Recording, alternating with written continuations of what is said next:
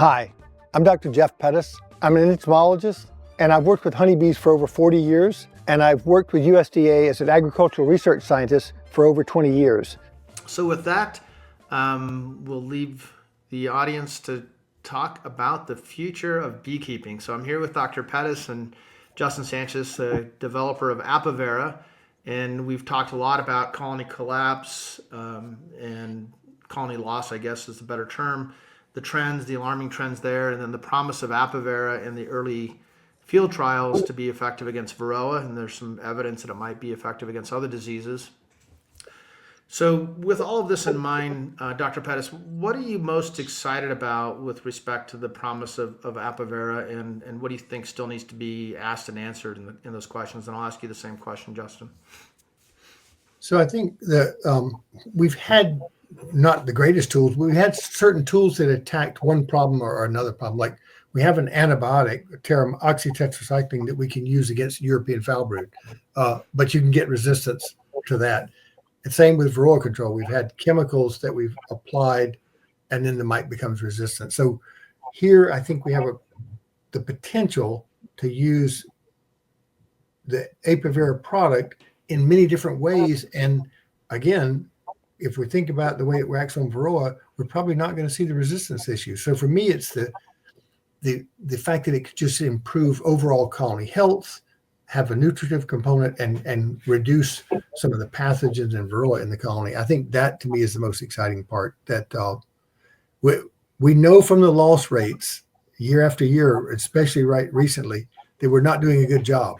All these little individual targeted tools are not doing a good job. So something that has broader application, I think is very exciting, and let's see if we can get it working in lots of different environments. So Justin, what excites you most about the promise of the technology?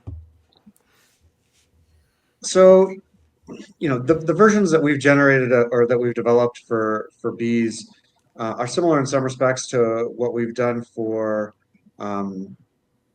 plant-based treatments, and so I guess if I had to think about something I'd be really excited about, we know pesticides are one of the big stressors on bee health and on their there is a big lever for causing colony loss.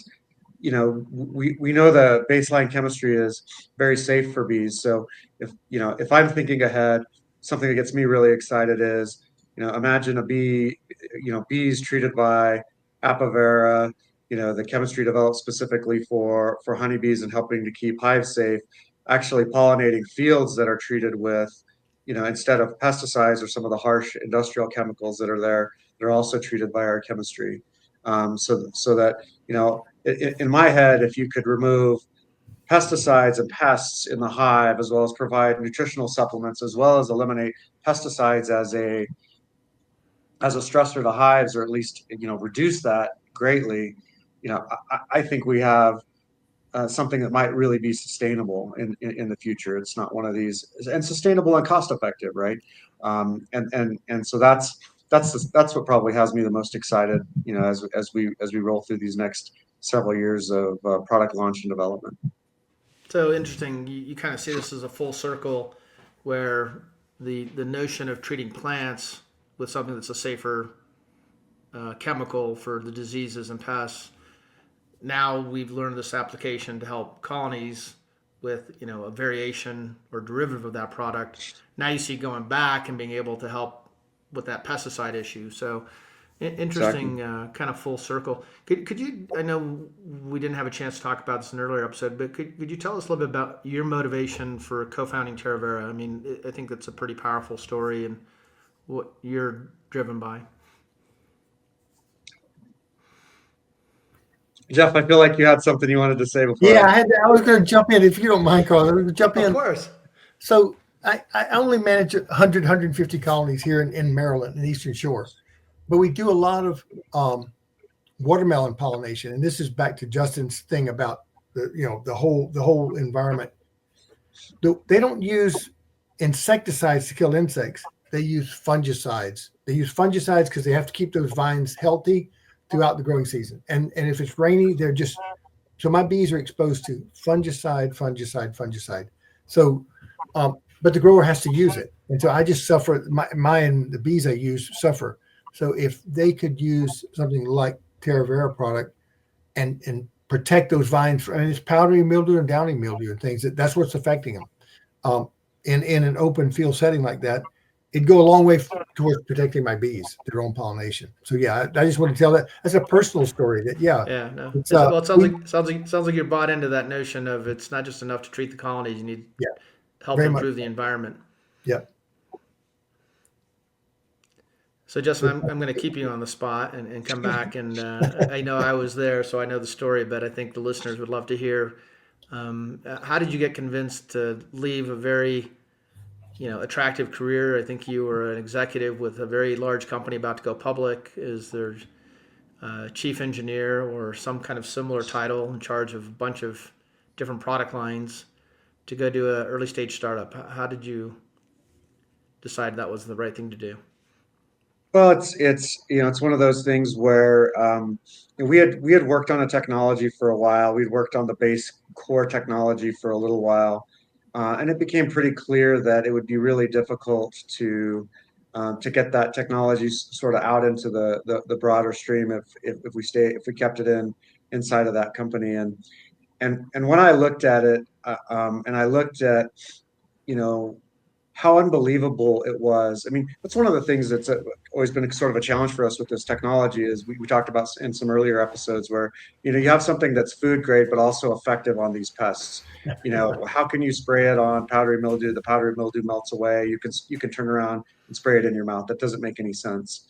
And we need solutions like that in agriculture. Otherwise, we're going to ruin our planet. As our population gets bigger, as we have to feed more and more people, we have to have solutions for some of the problems in agriculture that don't destroy the environment. And a lot of the industrial chemicals, are frankly not good for pesticides. Some of the fertilizers, they're just not good for the ecosystem. And I'm a father of four, hope to be a grandfather before too long.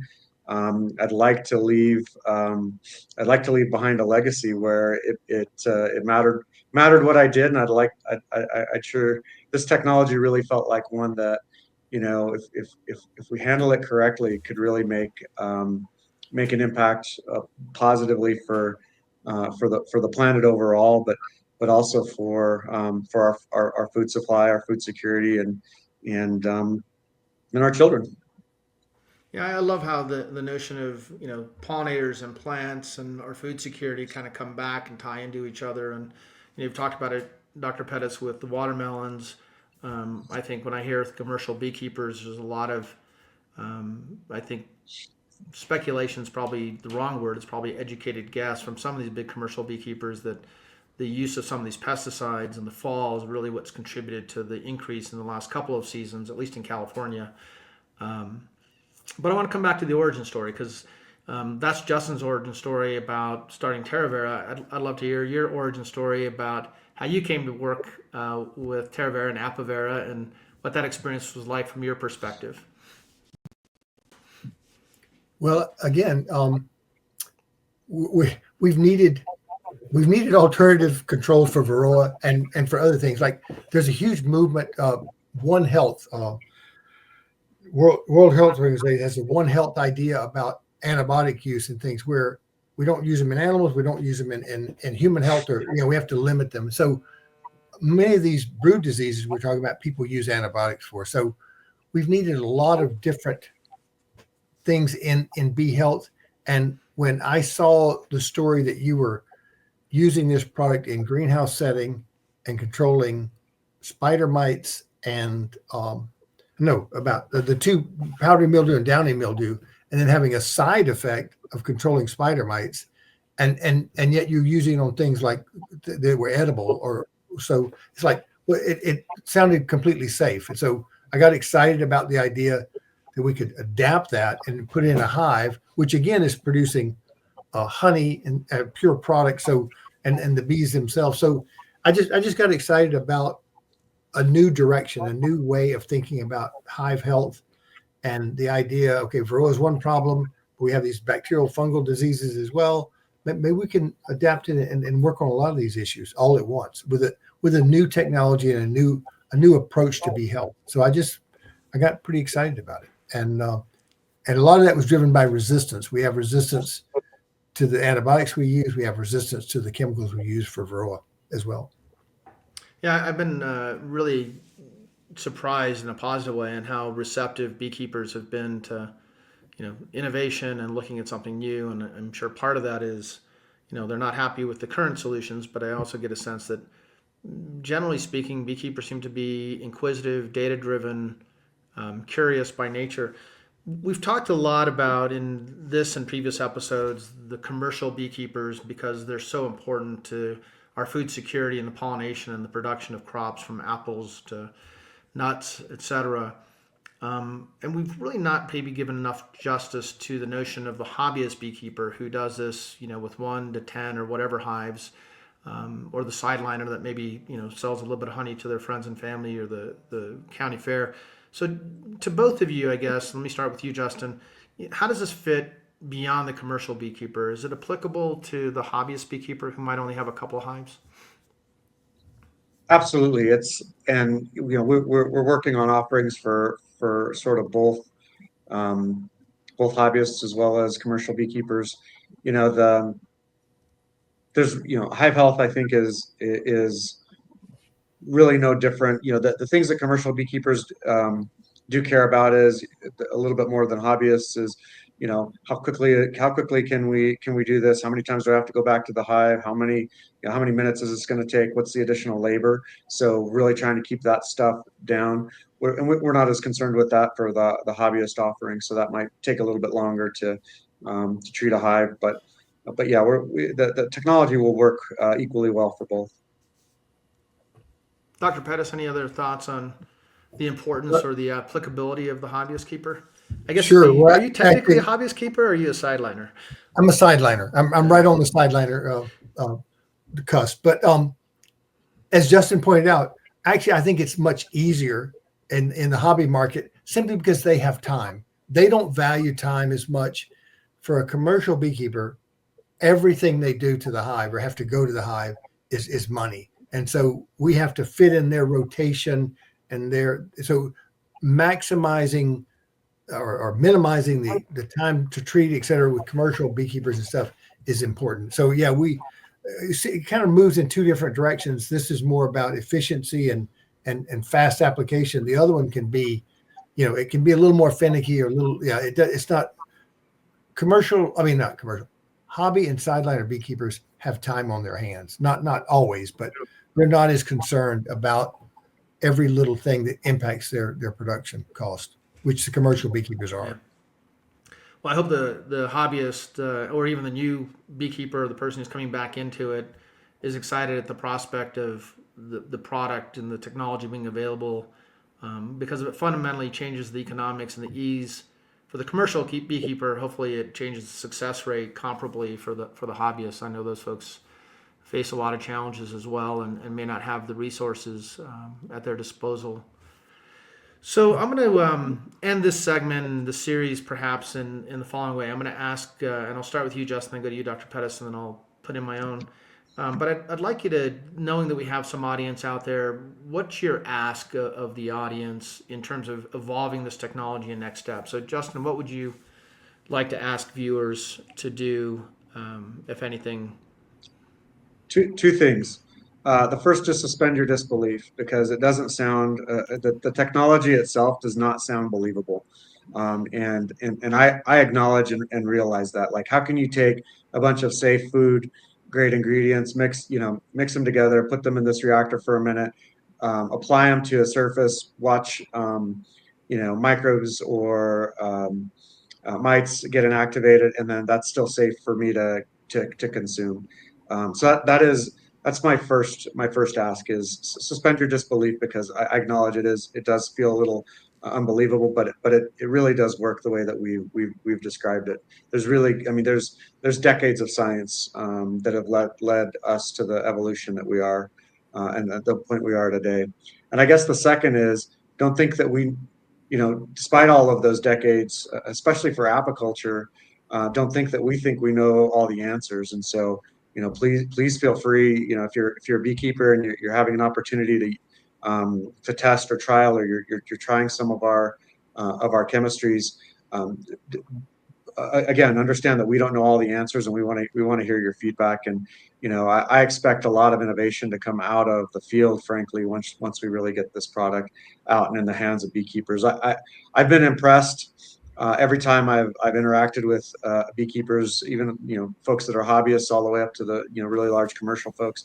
They're very bright, they're data driven, and very creative about how to do what they're trying to do with their hives. And so I expect there to be a lot of brilliance that comes out of really just getting this in the hands of the folks that can use it. Awesome. Dr. Pettis, any requests you have of the viewer? Well, it's very similar to Justin's too. The first thing is I had to come around to the fact that really it's really that safe, and it's really that. So I'm amazed by the chemistry and the novelty of the product. So get over that. And the second thing is exactly what Justin said. We're going to continue to refine things. It's not the unit that we put out tomorrow is not going to. I mean, we'll continue to refine things, and we can do that because some of the things that we can change the amino acid blend and things like that. So there are things that we can continue to do. So we'll be looking for that feedback from the user. What did you like about it? And I'll give you a prime example.